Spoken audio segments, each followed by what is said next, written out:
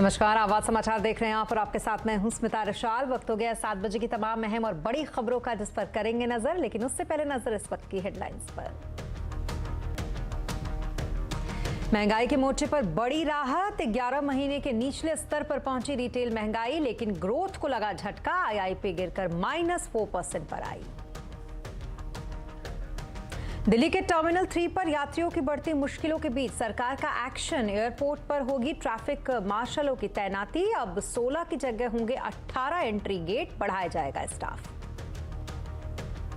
गुजरात में बीजेपी सरकार का भव्य शपथ ग्रहण समारोह। प्रधानमंत्री मोदी समेत बीजेपी के कई दिग्गज नेता हुए शामिल। मुख्यमंत्री भूपेंद्र पटेल के साथ 16 मंत्रियों ने ली शपथ।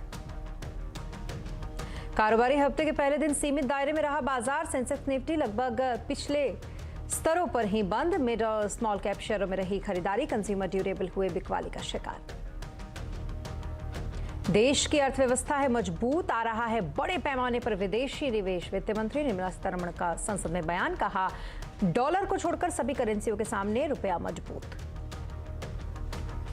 नई टैक्स रेजीम को आकर्षक बनाने के लिए सरकार की तैयारी। टैक्स स्लैब कम करने से लेकर होम लोन में छूट सहित कई विकल्पों पर विचार। बजट में हो सकता है ऐलान।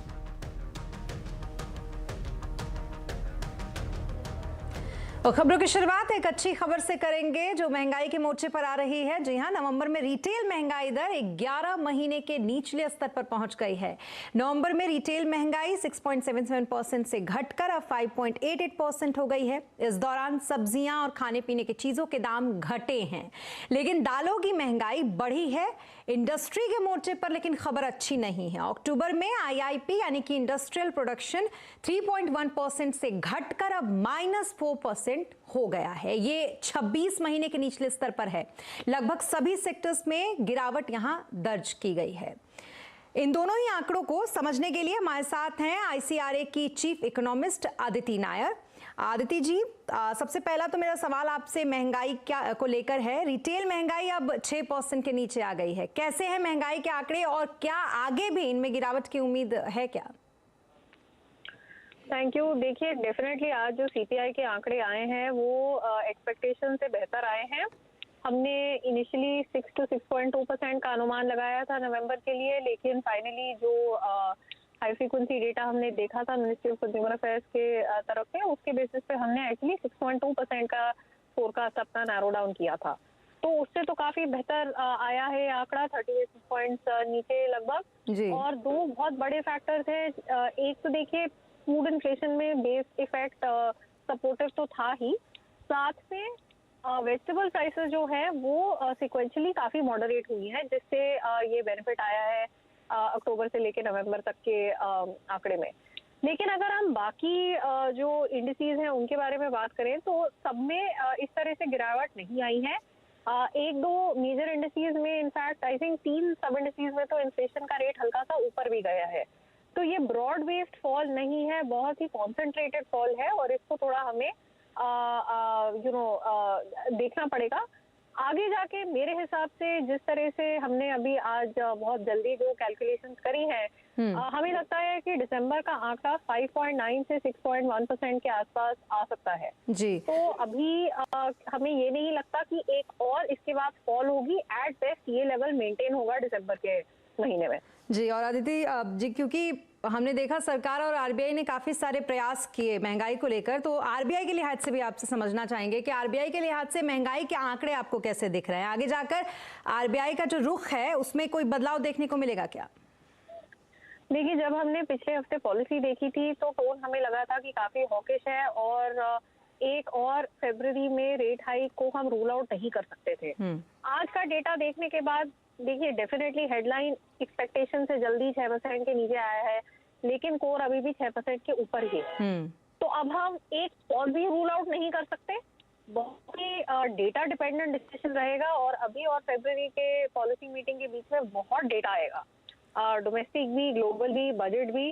तो मेरे हिसाब से आज कोई क्लियर कट आंसर दे पाना मुश्किल है, डेटा डिपेंडेंट। लेकिन ना तो हम पॉज रूल आउट कर सकते हैं, एक रूल आउट कर सकते हैं। जी आदित्य जी, ये तो सीपीआई की बात रही। अब थोड़ा आईआईपी पे भी बात कर लेते हैं, क्योंकि अगर आप आईआईपी को देखेंगे तो लगभग सभी सेक्टर्स में यहाँ आपको गिरावट दिखेगी। आप आईआईपी के इस आंकड़ों को कैसे एनालिसिस करती हैं?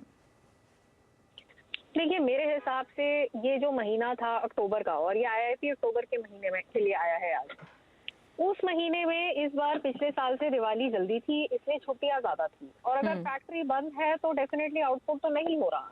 तो ये कॉन्ट्रैक्शन हमने एक्सपेक्ट करी थी 1.3% के आसपास, जो उससे ज्यादा डीप 4% पे आई है। तो डेफिनेटली नंबर एक्सपेक्टेशन से खराब है, लेकिन मेरे हिसाब से नवंबर में रिबाउंड भी हो सकता है। इसलिए अभी हमें आइसोलेशन में अक्टूबर के नंबर्स को नहीं देखना चाहिए, और हमें कम से कम नवंबर के नंबर देखकर उसके बाद ही ग्रोथ और डिमांड की स्ट्रेंथ पे एक बेटर व्यू मिलेगा। हाई फ्रीक्वेंसी इंडिकेटर्स अभी तक जो आए हैं नवंबर के, उनमें एक काफी अच्छी इंप्रूवमेंट है, जो रीइंफोर्स कर रही है जो मैं चीज बोल रही हूँ कि अक्टूबर का जो डलनेस है वो छुट्टियों की वजह से है, और वो एक परवेसिव या सस्टेन्ड कंसर्न अभी मुझे तो नहीं दिख रही उसमें से। जी बहुत शुक्रिया आदित्य नायर जी हमसे जुड़ने के लिए और तमाम सवाल के जवाब देने के लिए। तो कुल मिलाकर ये रहे व्यू आईआईपी और सीपीआई के आंकड़ों पर आदित्य नायर के।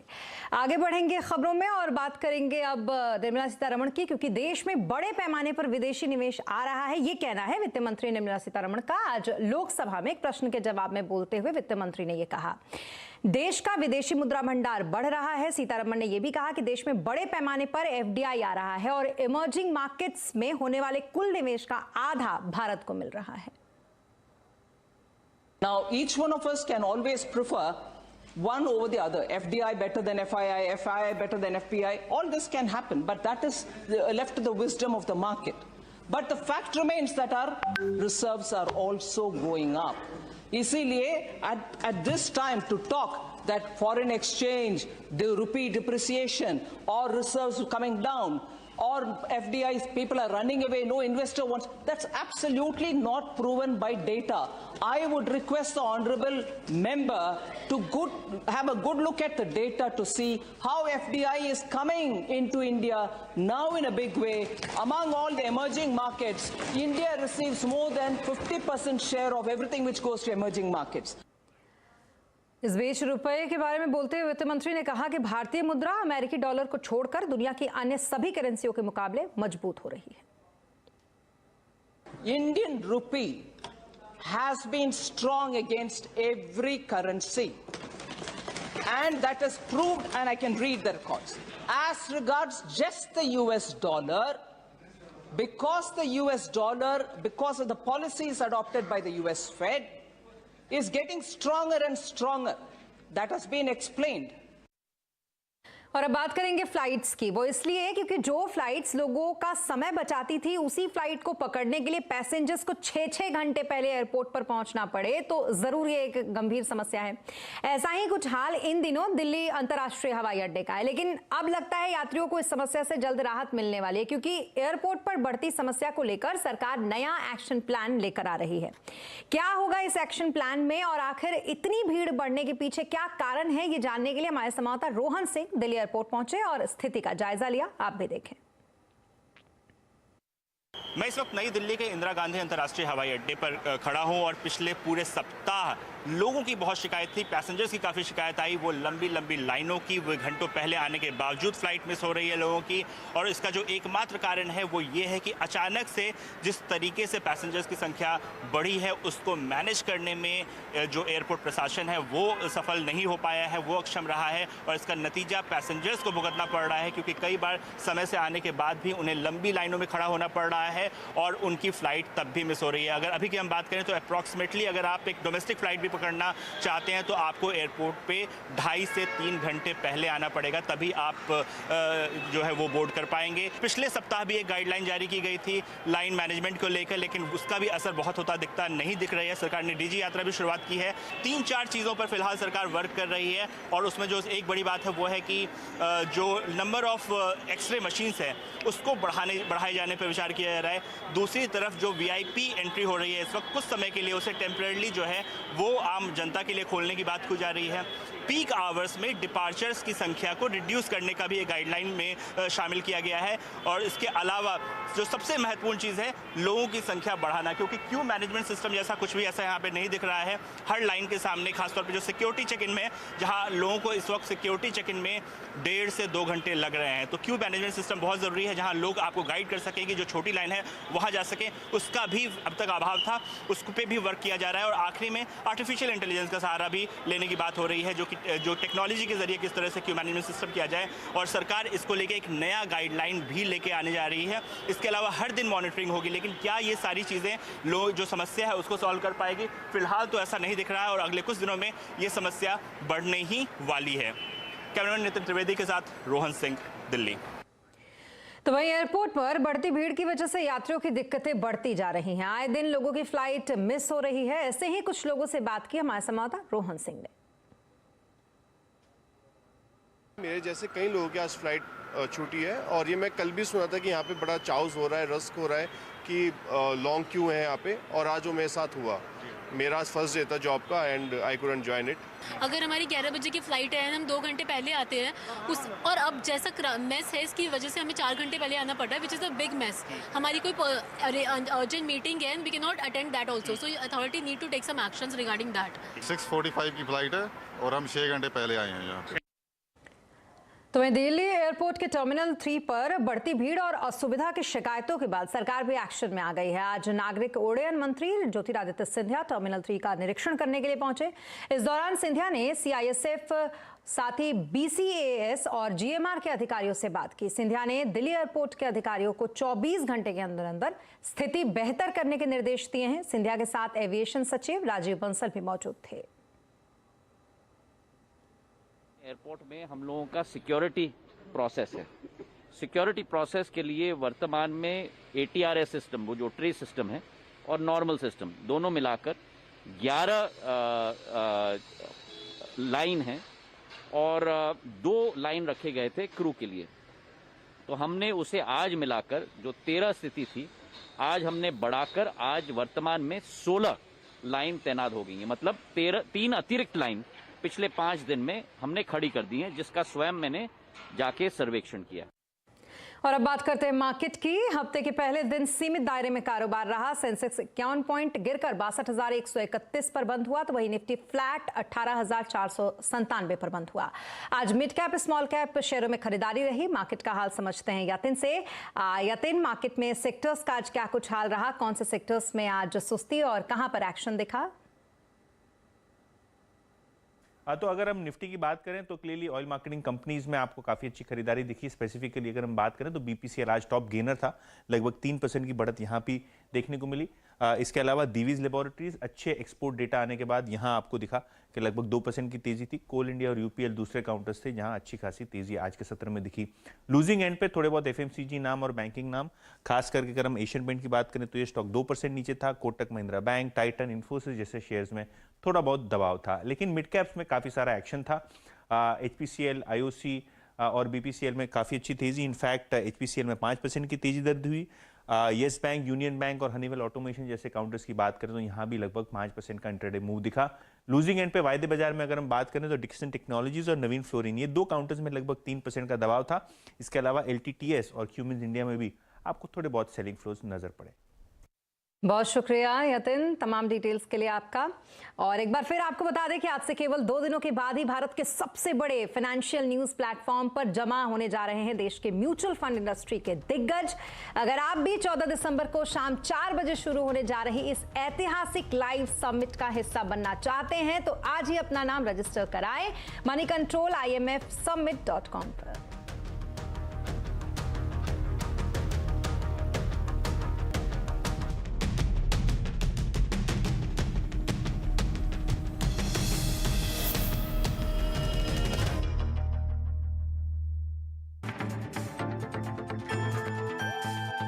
हालांकि नोटबंदी के बाद ये माना जा रहा था कैश में लेन देन कम हो जाएगा, डिजिटल ट्रांजैक्शन ज़्यादा बढ़ेगा, लेकिन जिस तरीके से अर्थव्यवस्था की रफ्तार बढ़ती गई, कैश में लेन देन में बढ़ता गया और 6 साल में करीब 2 गुना हो गया है और जो 32 लाख करोड़ रुपए के आसपास पहुंच चुका है कैश सर्कुलेशन। तो कैश सर्कुलेशन जब बढ़ रहा है तो ये जानना बेहद ज़रूरी है किन किन हालात में आप कैश में लेन देन कर सकते हैं। कोहली साहब, किन किन हालात में हम लेन देन कर सकते हैं और किन किन हालात में पाबंदी है? बिल्कुल, देखिए यूँ तो 32 लाख करोड़ का कैश इन सर्कुलेशन इस समय अर्थव्यवस्था में है और बहुत नामों से वो एक हाथ से दूसरे हाथ में जाता है। और हम जिन 2 सेक्शंस पे आज ध्यान देना चाह रहे थे उसका नाम है सेक्शन 269SS और 269T। और इन सेक्शंस के अंतर्गत लक्ष्मण पेनल्टी लगती है। अगर आप कैश 20,000 से ऊपर कैश लेन देन करते हैं तो पेनल्टी लगती है। होता क्या है कि आपने किसी को लोन दे दिया, किसी ने पैसा मांगा, भाई मुझे 40,000 रुपए चाहिए, आपने कैश निकाला घर से दे दिया, या आपने किसी के पास जमा कर दिया, ये मेरा रख लीजिए, ये मेरा डिपॉजिट समझ के रख लीजिए, जब जरूरत होगी आपसे ले लूंगा, वगैरह वगैरह। तो इनके ऊपर रिस्ट्रिक्शन है आयकर में।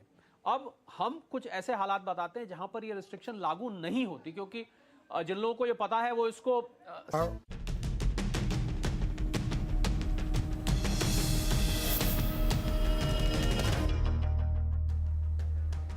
अब ब्रेक के बाद एक बार फिर आपका स्वागत है और अब बात गुजरात की, जहां बीजेपी की ऐतिहासिक जीत के बाद एक बार फिर से बीजेपी की सरकार बन गई। भूपेंद्र पटेल गुजरात में लगातार दूसरी बार मुख्यमंत्री बन गए। नई सरकार के लिए आज गांधीनगर में एक भव्य समारोह में शपथ ग्रहण हुआ। शपथ ग्रहण समारोह में पीएम नरेंद्र मोदी और गृह मंत्री अमित शाह समेत बीजेपी के कई दिग्गज नेता शामिल हुए। भूपेंद्र पटेल को मुख्यमंत्री बनने पर पीएम मोदी ने बधाई दी। भूपेंद्र पटेल सरकार में 8 कैबिनेट मंत्री, 2 राज्य मंत्री, स्वतंत्र प्रभार और 6 राज्य मंत्री बनाए गए हैं। गुजरात और हिमाचल विधानसभा चुनाव के बाद एक बार फिर से विपक्षी एकता की बात चर्चा गर्म हो गई है। नीतीश कुमार ने कहा है कि अगर 2024 में विपक्ष एकजुट हो जाए तो बीजेपी को हराना मुमकिन है। विपक्षी एकता के लिए क्या है नीतीश कुमार का प्लान? आज आवाज अड्डा में इसी पर करेंगे चर्चा शाम 7:57 पर।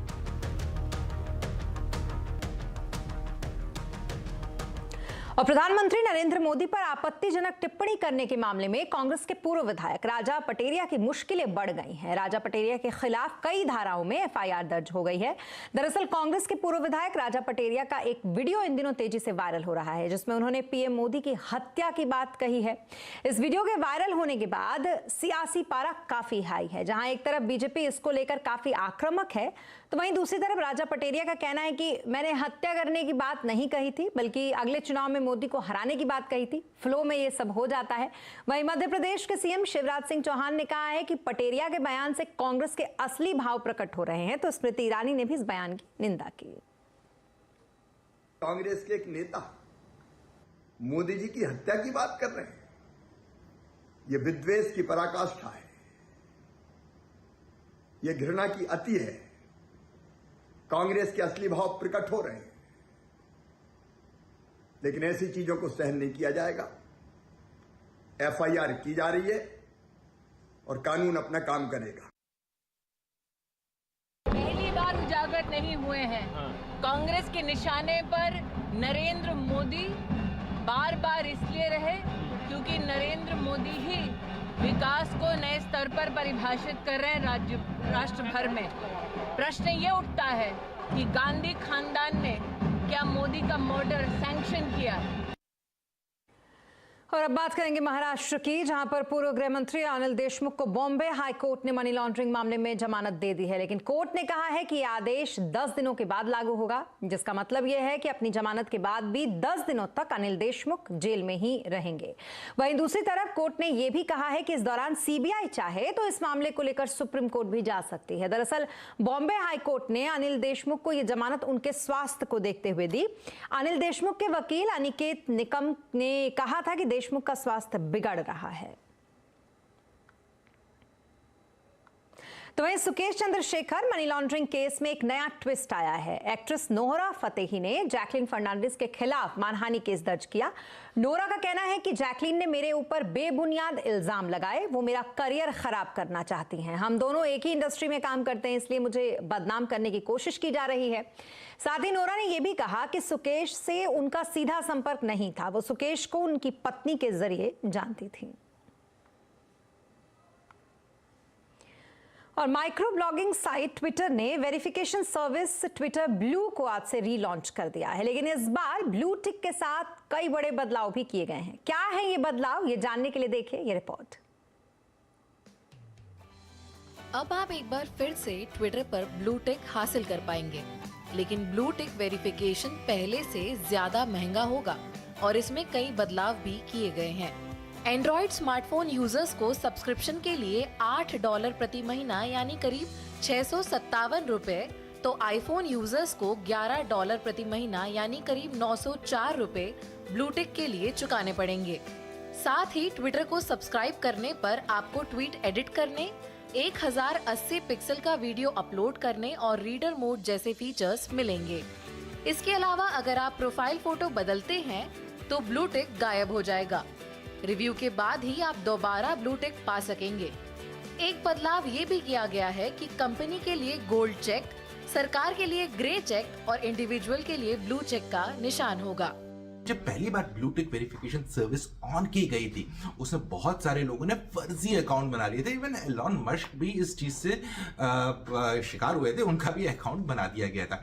अब देखने वाली बात है कि ये जो नए रूप में आएगा, जो अब लॉन्च हो गया, इसमें क्या फेक अकाउंट्स को अच्छे से आइडेंटिफाई किया जाता है और उन्हें पुश नहीं किया जाएगा, तो ये सब देखने वाली बात है।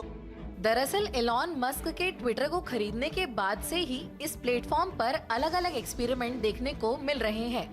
कंपनी ने ट्विटर ब्लू सब्सक्रिप्शन की फीस $8 रखी है। हालांकि पैसे देकर ब्लूटिक मिलने से कई फर्जी अकाउंट्स भी देखने को मिले।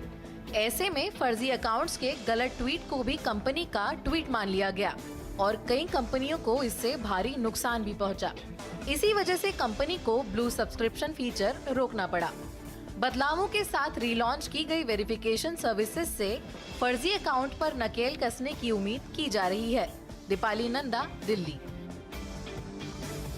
और अगर आप पेन कलेक्शन के शौकीन हैं तो ये खबर आपके लिए है। हाल ही में पुणे में एक ऐसे पेन एग्जीबिशन का आयोजन किया जा रहा है जहां पर 70 से ज्यादा ब्रांड के करीब 2000 से ज्यादा प्रकार के पेन दर्शकों के लिए रखे गए थे। छठे इंटरनेशनल पेन फेस्टिवल में एंटीक पेन से लेकर 5 लाख रुपए कीमत के टाइटेनियम की बॉडी से बने पेन्स भी लोगों के खास आकर्षण का केंद्र रहे। इस प्रदर्शनी में केवल पेन्स ही नहीं बल्कि हाई क्वालिटी की इंक और पेन के केसेस भी खास तौर से सजाए गए थे। मेले में खास एपीजे अब्दुल कलाम के सिग्नेचर पेन्स भी सबका ध्यान खींच रहे थे। ये 6th इंटरनेशनल पेन एग्जीबिशन हमने ऑर्गेनाइज किया है। इसमें 70 से ज़्यादा ब्रांड ने पार्टिसिपेट किया है। इसमें 200 रुपये से लेके 5 लाख तक की पेन हमने डिस्प्ले करवाई है। सब जगह को एक जगह लाने का कारण कि बहुत सी वैरायटी लोगों को देखने को मिलती है। लगभग 2000 वैरायटीज़ के पेन हमने यहाँ पे डिस्प्ले की हुई है। तो आज 10 और 11 दिसंबर में ये एग्जीबिशन सवेरे 10 से रात को 8 बजे तक खुला है सबके लिए। और इसी के साथ इस बुलेटिन में फिलहाल इतना ही, लेकिन खबरों पर लगातार अपडेट के लिए आप बने रहें CNBC आवाज़ के साथ। नमस्कार।